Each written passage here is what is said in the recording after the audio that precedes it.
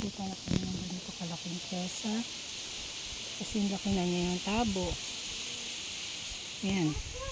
Laki. Papartihin na natin to.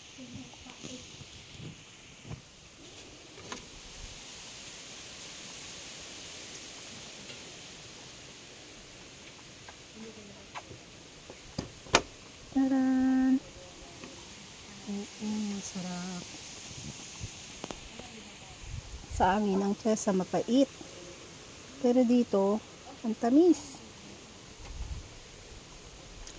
Parang siyang pait. Kaya masarap. Yung buto, ang laki oh.